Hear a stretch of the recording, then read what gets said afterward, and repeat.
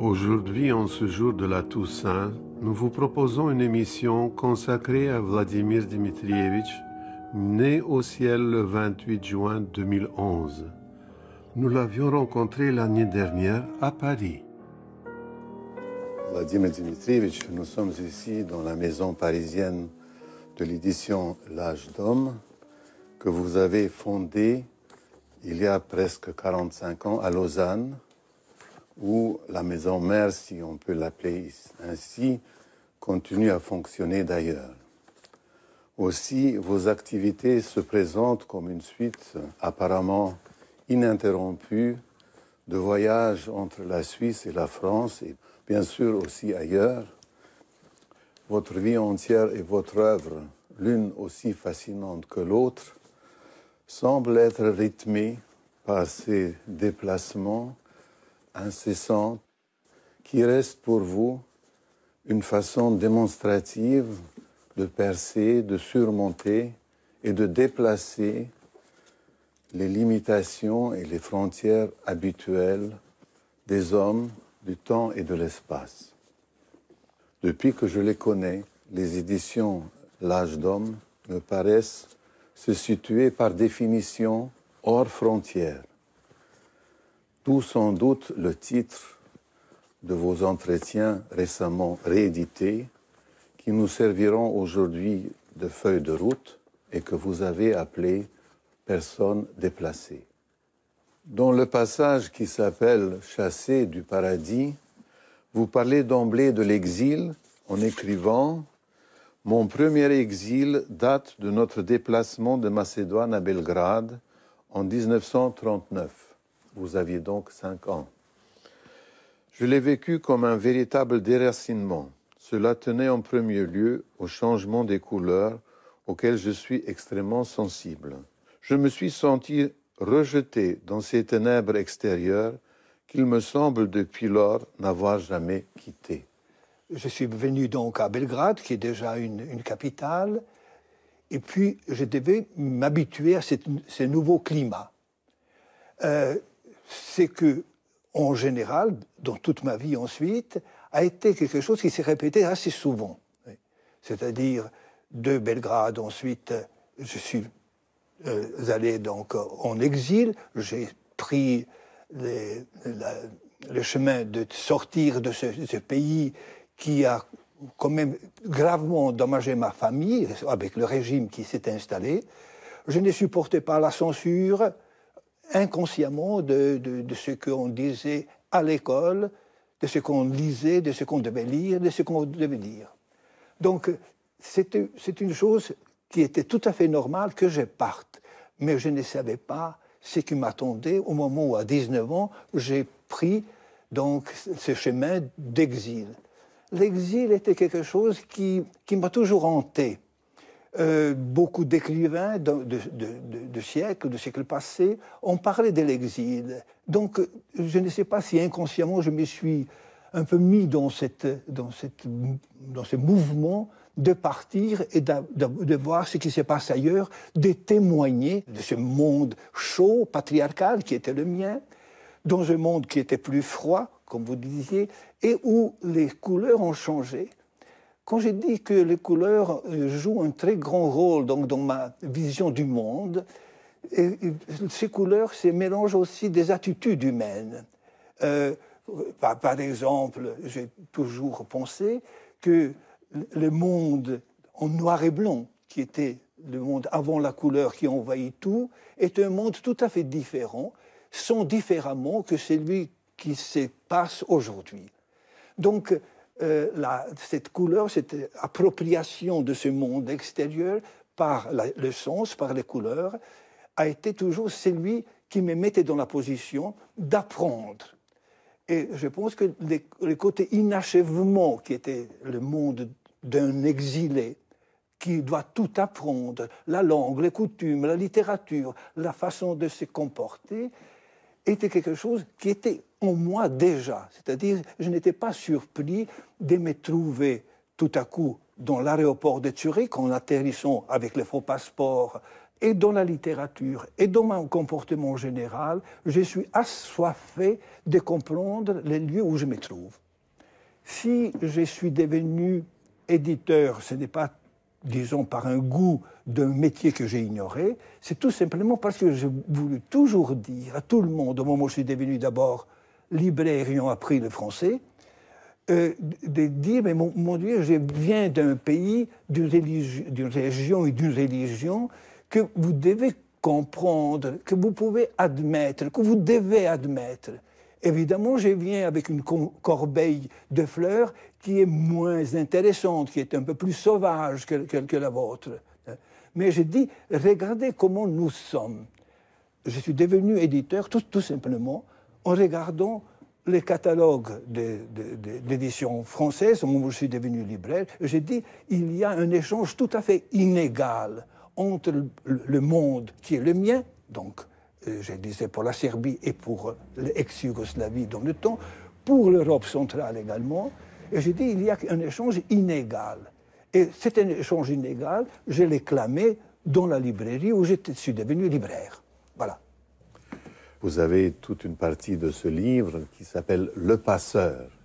Oui. Et cette vocation de passeur, je crois que c'est ce que vous venez d'évoquer à l'instant. Et je dirais même qu'aujourd'hui, cette librairie, et l'autre de Lausanne et l'ensemble de votre œuvre, on peut vous voir comme ce que vous appelez aussi l'autre Europe. L'autre Europe, qui est cette Europe de l'Est, dont vous êtes un peu l'ambassadeur culturel dans le monde francophone, dirais-je. Mais si vous permettez, nous allons revenir là-dessus tout à l'heure.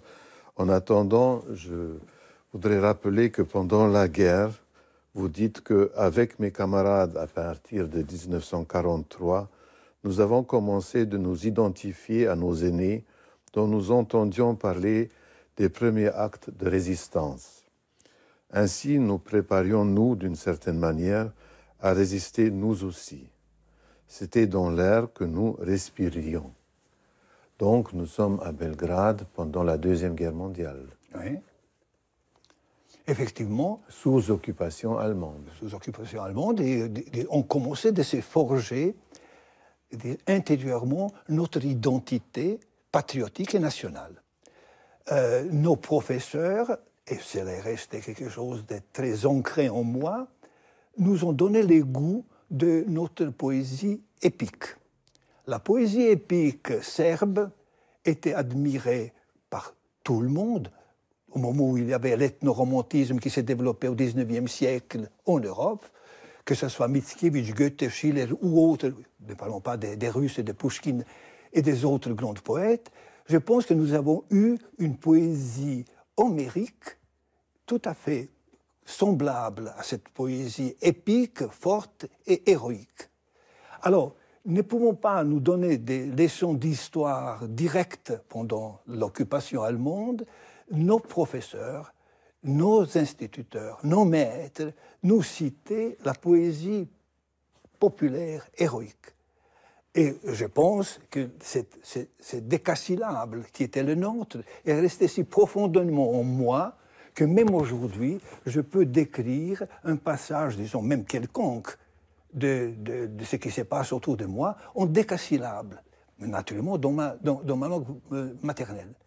Donc, Par une récitation. Ah oui, naturellement, c'est quelque chose où on peut changer juste quelques personnages, quelques lieux, et puis vous vous trouvez là-dedans. Pendant la dernière guerre, donc cette guerre fratricide des Yougoslaves, j'ai vu que les soldats dans la Republika Srpska, donc en Bosnie, chantaient les événements du jour. C'était le journal du jour, en décasyllabe.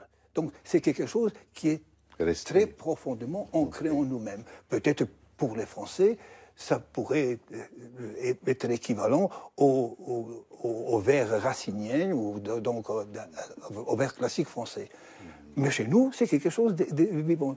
Je pensais toujours que ce côté-là, qui m'a été mis dedans sur ma patrie, sur notre résistance, sur notre honneur, me permet d'aimer tous les autres. Et je pense que la particularité de Slaves en général, des Slaves, c'est qu'ils sont capables d'assimiler et d'aimer les autres cultures, et même d'une façon d'être quasiment propriétaires de ce qu'ils apprennent. C'était un leitmotiv de Dostoïevski. Naturellement. C'est vraiment le prototype d'un certain comportement. Donc je me sens tout à fait à l'aise dans les autres cultures, comme dans la culture française, où j'ai essayé d'apprendre l'histoire de la France, les coutumes le plus possible, étant donné que ma lecture était très assidue pour rentrer dans ce monde d'abord de la librairie et ensuite dans l'édition, et ensuite, si on veut bien, dans la culture et puis dans la discussion en général. Je pense que c'est quelque chose d'inné, d'être porté pour comprendre les autres. Et je pense que si je parle de la littérature, étant donné que c'est la partie qui est la mienne, je pense que c'est ça qui m'intéresse. Comment vivent et comment sont les hommes et comment sont formés les individus et les personnes. Et alors vient le moment de votre départ. Oui. C'était en 1954. Ouais. Voilà. En janvier 1954. Et c'était en avion. C'était rocambolesque parce qu'au fond, je n'avais pas de passeport. Et puis, j'avais deux amis qui étaient, disons, aussi des personnes déplacées. Il y a un qui était roumain et l'autre était polonais, qui m'ont pris en affection parce qu'au fond, ils faisaient du contrebande à travers les balcons à l'époque déjà. Et ils m'ont dit, au fond, si tu veux partir, il faut partir, mais il faut trouver les moyens. Il me dit, le meilleur moyen, c'est d'abord d'avoir un passeport, de faire un faux passeport. J'ai appris comment on le fait. Et puis, de ne pas partir en train ni en autobus, mais de faire, disons, une sorte de bluff. Le bluff, c'était de partir en avion. Il n'y avait pas beaucoup de gens qui voyageaient en avion à l'époque-là. Je suis allé donc à l'aéroport de Zagreb. Ils m'ont acheté les billets, parce qu'au fond, il fallait avoir un billet retour, parce que j'étais belge sur le passeport. Pour dire que la Belgique m'est très chère encore aujourd'hui, parce qu'au fond, mon nom était Jacques Boot, qui d'ailleurs dirige une collection, d'un pseudonyme, de mes amis belges. Parce qu'enfin, je suis resté Jacques Boot en général. Donc, je me suis présenté. Je ne vais pas vous dire que je ne savais pas le français, je ne savais pas le flamand, mais je disais que je savais que le flamsk, étant donné que personne ne parlait le flamand, et j'étais belge. Et puis, je savais un peu d'anglais. Il y a des anecdotes autour, disons, de départ, mais enfin, je suis parti, je suis arrivé à Zurich, comme je vous dis, ébloui par le monde des lumières, de réclames et de tout le reste. C'était l'arrivée. De ce moment-là, d'ailleurs, vous dites qu'au moment d'arriver à l'Ouest, je me faisais de la vie qu'on y menait une image tout à fait idyllique. Je pensais que l'existence dans le monde libre était 1000 fois plus dense et passionnante que celle que nous connaissions dans les pays de l'Est. Et j'avais d'autant plus tendance à m'en convaincre que la propagande communiste nous en avait brossé les tableaux les plus affreux. Enfin, si je n'avais pas nourri cette grande illusion, peut-être n'aurais-je pas pris le risque de finir en prison. Oui, certainement, c'est juste.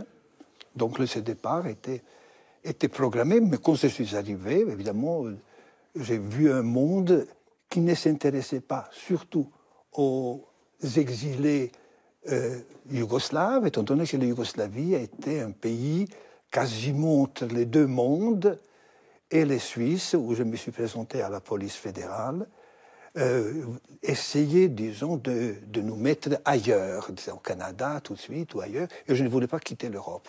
Je me suis dit, je suis arrivé ici, je voudrais témoigner sur le monde que j'ai quitté.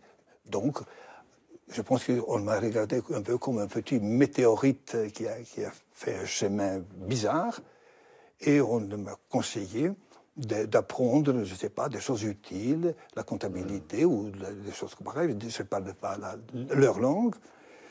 Et puis je me suis dit, si je devais rester cela, fonctionnaire ou autre chose, je suis resté chez moi. Je suis venu ici pour témoigner de ce que j'ai quitté, étant donné que je pensais d'avoir atterri dans le monde Vous libre. avez choisi donc un pays francophone. Ah oui, naturellement. J'aurais pu aller donc peut-être dans la Suisse alémanique, mais j'étais né à rester dans la Suisse française, d'apprendre d'abord la langue, de m'habituer, disons, à ce nouveau métier qui était le métier donc de rentrer dans une librairie. Et puis peu à peu, je me suis familiarisé avec la littérature française.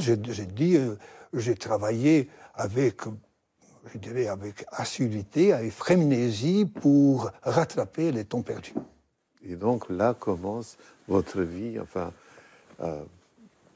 d'intégration dans la vie européenne et aussi votre métier, puisque c'est la même à Lausanne que vous avez jeté en été 1966 les bases de l'âge d'homme, dont nous avons retenu le nom qui devait à l'origine servir d'enseigne à une collection de sciences humaines.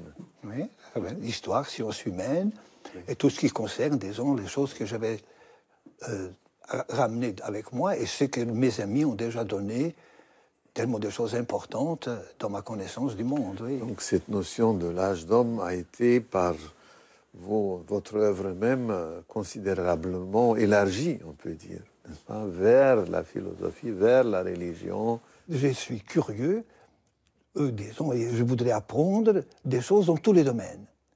Nous avons, je vais citer des choses comme ça, nous avons une collection importante du théâtre, du cinéma, de philosophie, où je ne suis vraiment pas un expert, loin de là, mais où j'ai trouvé des gens qui sont passionnés pour travailler là-dedans. La maison d'édition, c'est une sorte d'intersection des passions communes. Oui, et c'est quelque chose de très important. Intersection des passions communes. Vous dites. Oui, tout à fait. C'est magnifique. Oui. C'est vraiment... J'aime beaucoup un livre, je cherche le traducteur de ce livre. Et qu'est-ce que j'ai fait? Je tombe sur deux jeunes agrégés russes qui sont à Toulouse et qui se nomment Georges Niva et Jacques Cateau et qui ont traduit Pétersbourg. Et la collection classique slave est née comme ça. J'ai beau avoir dans ma tête des livres qu'il faudrait faire, que j'avais lus, que je n'ai pas lus, qui sont curieux, mais enfin, je tombe sur les deux personnes vraiment envoyées par les destins littéraires, disons, culturels, dans les girons de la maison d'édition. Et à peu près tout s'était fait comme ça. J'ai toujours attentif à tous les courants. Vous pouvez me parler autant de la médecine que de, je ne sais pas, quelle maladie tropicale.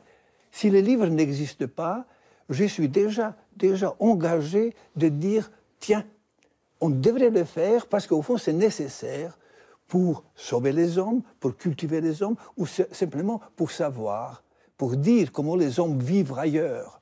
Parce que c'est là le but de la littérature. C'est que la littérature n'a ni lieu, ni le temps. Le fond de ma pensée est disons, le développement de la littérature, parce que je pense que la littérature touche à peu près tous les domaines. Et je me suis dit, ayant vu les catalogues, que traduire les œuvres importantes de l'Est, notamment, était quelque chose d'essentiel. J'ai tant parlé autour de moi que des amis m'ont permis, étant donné que je n'étais pas suisse, de fonder la maison d'édition. Mais l'idée que la maison doit s'enrichir ne m'est pas venue d'une manière très précise, mais tout vient au moment où vous ouvrez la porte aux gens de bonne volonté de faire quelque chose. Une autre idée qu'il me paraissait essentiel de faire valoir dans la constitution de notre catalogue, c'est que chaque littérature devrait être connue pour l'ensemble de son fond et non seulement par ses œuvres dites majeures. Un paysage ne se résume pas non plus à ses sommets. Les sommets sont intéressants parce qu'il y a des plaines et des vallées, et c'est leur mise en rapport dans le plan d'ensemble qu'il s'agit finalement de considérer. Voilà, je pense aussi, effectivement, votre vision, n'est-ce pas, d'ensemble, hein, de chaque monde et de chaque littérature nationale, avec les vallées, les sommets et les plaines. Maintenant, je regarde votre catalogue avec d'autres yeux, je peux dire. Ah bien. Est-ce que c'était pas difficile de réussir cela? Non. Je pense que c'est tout à fait naturel, dans le sens où ma lecture est comme ça. Voilà. Donc, le secret de tout ça, c'est votre lecture. Oui, parce que vous voyez, je ne peux pas imaginer la littérature russe sans Aksakov, sauf Leskov, sans innombrables d'écrivains, sauf Saltykov-Chedrin, sauf Sibirien. Enfin, il y en a beaucoup qui ont exprimé les comportements du russe. L'actuelle énorme mésentente entre les nations vient que nous voulons toujours parler d'un sommet à l'autre. Et c'est quelque chose qui est évidemment passionnant, mais ce n'est pas essentiel.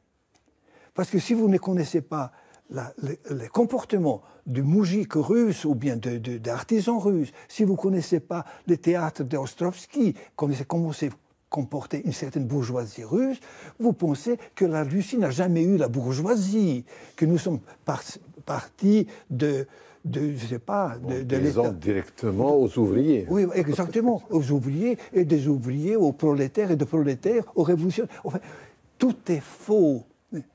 Et si, dans les écoles, je dis toujours cela, dans les écoles, on ne dit pas que la France a aussi cette littérature que je dirais vraie et souterraine et populaire, je peux faire le reproche à l'éducation nationale française, autant que je peux faire le reproche à l'éducation nationale russe, serbe, tchèque ou autre. Parce qu'au fond, il faut savoir que les autres existent, que les autres sont aussi les personnes dignes d'intérêt. Et la littérature russe, je reviens à la littérature russe qui est quand même quelque chose de très important dans la vision du monde du 19e et du 20e siècle, la littérature russe a ramené des gens qui sont apparemment sans grande importance. Le petit clerc, les paysans, les moujiks, celui qui venait dans une ville et ne pouvait pas trouver son chemin. Tout cela fait que la littérature russe a donné la naissance de la personne qui échappe à cette dualité du bien et du mal, qui est une dualité très occidentale, et que je pense toujours que la littérature russe et la littérature que je respecte, même française, mais qui est enterrée, sont à la recherche de la bonté. Parce que la bonté est quelque chose qui ne rapporte pas. La guerre entre le bien et le mal rapporte toujours quelque chose aux uns ou aux autres. Il n'y a aucun doute. Il y a toujours quelqu'un qui se sent supérieur. Mais au fond, la bonté, c'est cette bonté qui est tout à fait naturelle, mais qui est bien renfermée par toute la civilisation qui nous entoure. Mais c'est ça que la littérature russe, et la littérature en général telle que je l'aime, apporte au monde. Que souhaitez-vous aujourd'hui, avant tout, à votre pays, la Serbie? D'abord qu'on nous laisse tranquilles. De ne pas donner à n'importe qui interpréter notre situation, de ne pas nous faire des promesses que les gens de l'Occident ne peuvent pas tenir, de ne pas nous considérer comme une nation rétrograde, sauvage. Je pense que dans n'importe quelle situation, si on veut même parler, si je peux parler, je peux leur donner des arguments, mais des arguments qui me concernent, parce que ce sont des arguments de civilisation et de culture, comme quoi ce qui s'était abattu sur la désapprobation historique de la Serbie, je ne veux pas dire qu'il est faux, mais il n'est pas pris en considération. L'histoire de Kosovo est une histoire qui deviendra une honte de l'Europe. Absolument. Pas seulement une honte de l'Europe, mais ça sert à quelque chose qui va produire, étant donné qu'ils se sont mal comportés. Et les Américains et la communauté internationale devant cette région, ça va donner beaucoup de petits Kosovo, mais qui vont être peut-être même en France, quelque part, au moment où quelqu'un va dire, mais nous sommes maintenant en majorité, nous voulons nous séparer d'ici. Ça donne des choses qui sont tout à fait imprévisibles. C'est comme quoi l'histoire s'évenge des gens qui agressent et qui sont dans le mensonge.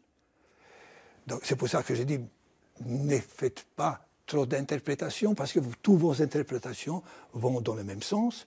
On n'a pas pris en considération le sacrifice de la Serbie pendant la Première Guerre mondiale, pendant la Deuxième Guerre mondiale, pour sauver l'Europe,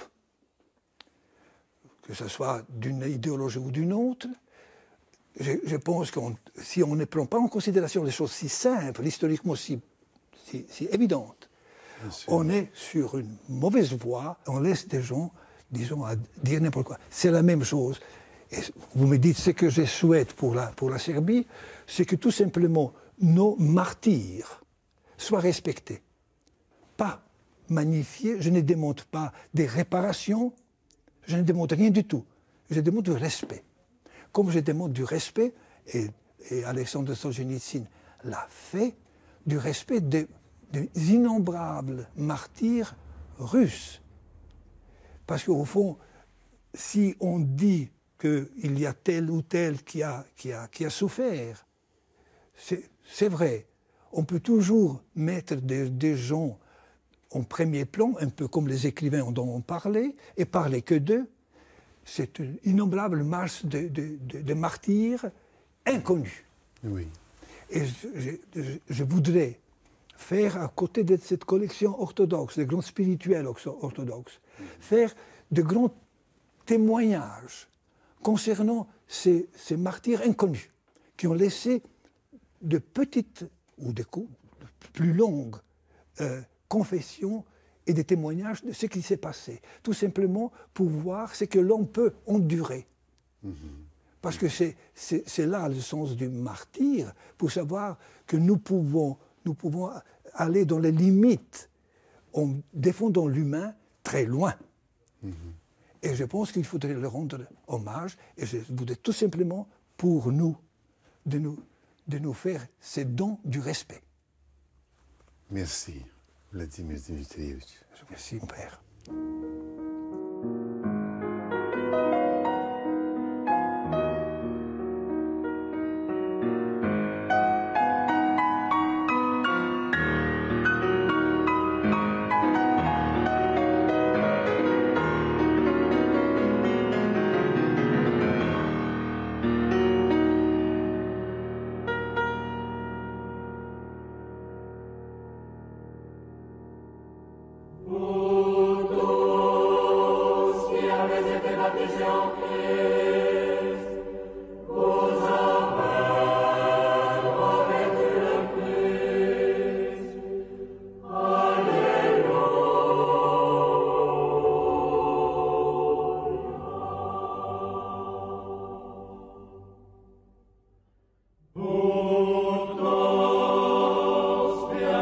Baptisé en paix.